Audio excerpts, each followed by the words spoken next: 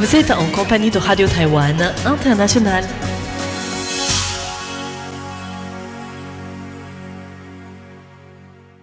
Bonjour à toutes et à tous et bienvenue sur Radio Taïwan International en ce mercredi 8 octobre 2025. Aujourd'hui, le programme commencera tout d'abord avec l'actualité taïwanaise qui sera présentée par Florian Dai. Je vous rejoindrai ensuite aux côtés de Meg Wang pour vous présenter une émission spéciale RTI Explore, un nouvel épisode qui sera consacré au musicien Arnaud Le Chat et à ses liens avec le monde de la danse à Taïwan. Et enfin, pour celles et ceux qui nous suivent sur Internet, dans l'heure des musées, Miao Yonghua vous parlera de la joie familiale dans les peintures du Musée national du Palais. Je vous souhaite une très bonne écoute et vous laisse tout de suite en compagnie de Florian Dai pour les grands titres de l'actualité taïwanaise. Lin Xinyi, désigné envoyé de Taïwan au sommet de l'APEC. Lai Ching-de reçoit le président de la Chambre des représentants du Paraguay. Dialogue de Taipei sur la sécurité 2025. Une sous-estimation de la gravité du blocus chinois sur Taïwan. Lin Xinyi, désigné envoyé de Taïwan au sommet de l'APEC. Le conseiller présidentiel et président de Taïwania Capital, Lin Xinyi, 78 ans, a été désigné par le président de la République Lai Ching-de pour le représenter au sommet des dirigeants économiques de l'APEC, la coopération économique Asie-Pacifique 2025, a annoncé aujourd'hui la porte-parole de la présidence Karen Kuo.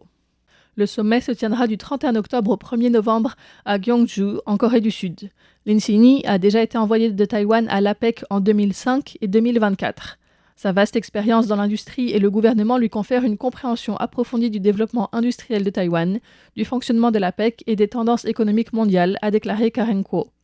Le thème principal de l'APEC en 2025 est « Construire un avenir durable » sur les domaines prioritaires de connectivité pour favoriser les investissements et le commerce, l'innovation numérique grâce à l'IT et enfin la prospérité pour parvenir à une croissance et une prospérité durable et inclusive. Lai Ching-de reçoit le président de la Chambre des représentants du Paraguay. À l'approche de la fête nationale du double 10, le président de la Chambre des représentants du Paraguay, Raúl Luis Latorre Martínez, conduit une large délégation multipartite arrivée à Taïwan hier. Le président de la République, Lai Ching-de, qui l'a rencontré aujourd'hui, a tenu à remercier le Paraguay pour son soutien à Taïwan sur la scène internationale et notamment aux Nations Unies. Il a également souligné que Taïwan et le Paraguay ont obtenu des résultats substantiels en matière de coopération dans les domaines de l'éducation, de l'agriculture et de l'élevage, du développement des infrastructures et de l'autonomisation des femmes, avant de rappeler les valeurs communes des deux pays. Face à l'expansion de l'autoritarisme et au changement rapide du paysage international, nous espérons que les deux nations uniront leurs forces pour relever les défis de cette nouvelle ère, préserver la démocratie et la liberté, et apporter une contribution plus importante à la paix et à la prospérité mondiale. Dans son discours, Raúl Luis Latorre Martínez a indiqué que la visite à Taïwan de la délégation multipartite transmet un message clair: le Paraguay se tient fermement aux côtés de son allié Taïwan. Il a souligné que les valeurs de liberté, de souveraineté et de démocratie incarnées par Taïwan sont des principes non négociables pour le Paraguay qui continuera à défendre Taïwan dans toutes les instances internationales. Dialogue de Taipei sur la sécurité 2025, une sous-estimation de la gravité du blocus chinois sur Taïwan. L'Institut de recherche sur la défense et la sécurité nationale et la Commission ministérielle des affaires continentales ont organisé aujourd'hui le Dialogue de Taipei sur la sécurité 2025 sur le thème « Dissuasion intégrée, maintenir la paix dans la région Indo-Pacifique grâce à la force ». L'événement a réuni des responsables gouvernementaux et des universitaires des États-Unis, du Royaume-Uni, d'Allemagne, du Japon, d'Australie et d'autres pays pour discuter des défis régionaux en matière de sécurité. L'ancien Premier ministre australien, Scott Morrison, l'un des principaux architectes du partenariat de sécurité Australie-Royaume-Uni-États-Unis, AUKUS, était là également. Il a souligné que si la Chine venait à imposer un blocus à Taïwan, cela déclencherait des instabilités économiques et sécuritaires à l'échelle mondiale. Citant le rapport de simulation 2025 du Centre d'études stratégiques et internationales, CSIS, Scott Morrison a déclaré « What I found particularly interesting about Ce que je trouve particulièrement intéressant de cet exercice de simulation du CSIS est qu'il met en évidence l'idée fausse selon laquelle le blocus serait une alternative modérée.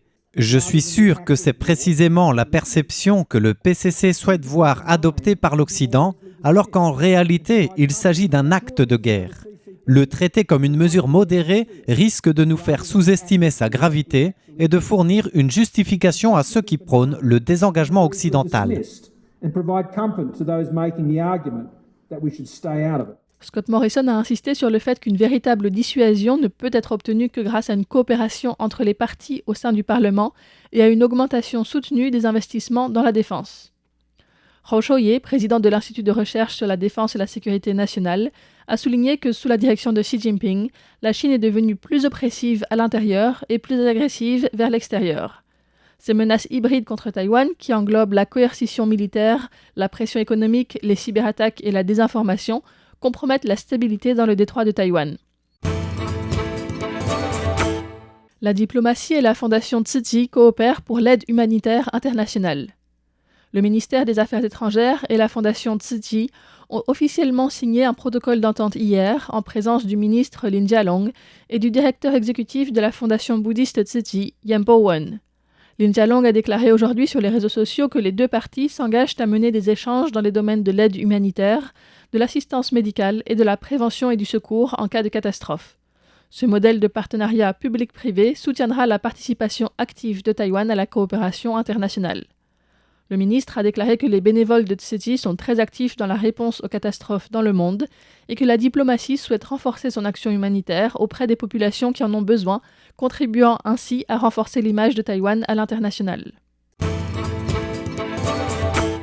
Distribution de $10,000 par personne à la population avant le 17 novembre.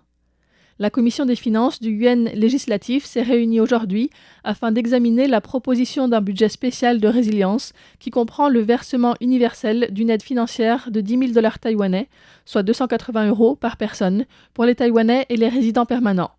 En réponse aux questions de la députée du DPP Chen Ting-fei, la ministre des Finances, Zhuang Zuiyun, a confirmé que si le Parlement vote le budget avant le 17 octobre, l'aide financière sera distribuée dans un délai d'1 mois. Zhuang Zuiyun a déclaré « Si le projet de loi de budget est adopté en troisième lecture par le Yuan législatif le 17 octobre et soumis rapidement au président pour être promulgué, le ministère des Finances tiendra une conférence de presse le jour de la promulgation. Nous informerons le public de toutes les étapes clés, y compris nos actions et les méthodes disponibles pour obtenir cette enveloppe. Nous communiquerons ces informations par de multiples canaux afin de garantir leur bonne compréhension.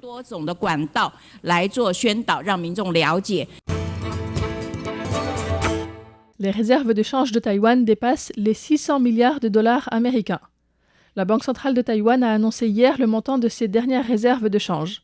À la fin septembre, celle-ci avait augmenté de plus de $5 milliards américains par rapport au mois précédent, atteignant $602,9 milliards américains. C'est la première fois que ces réserves dépassent les 600 milliards, plaçant Taïwan au 4e rang mondial, derrière la Chine, le Japon et la Suisse. La Banque centrale a indiqué que cela est dû au rendement des investissements, aux fluctuations des taux de change des principales devises par rapport au dollar américain et à l'appréciation du nouveau dollar taïwanais en septembre, qui a incité la Banque centrale à intervenir en achetant des dollars américains à des fins d'ajustement, ce qui a entraîné une augmentation des réserves. Le directeur du bureau d'échange de la Banque centrale, Tsai Chong-ming, a déclaré En septembre, les entrées de capitaux étrangers, telles que rapportées par le Bureau des valeurs immobilières et des contrats à terme, se sont élevées à environ $9 milliards américains. Après déduction des sorties liées aux bénéfices et aux dividendes, les entrées nettes ont été calculées à environ $4,5 milliards américains. Considérant de grandes fluctuations liées aux entrées des capitaux étrangers de certains jours, qui a entraîné une fluctuation de la valeur du nouveau dollar taïwanais, nous sommes intervenus pour réguler le marché pendant ces jours.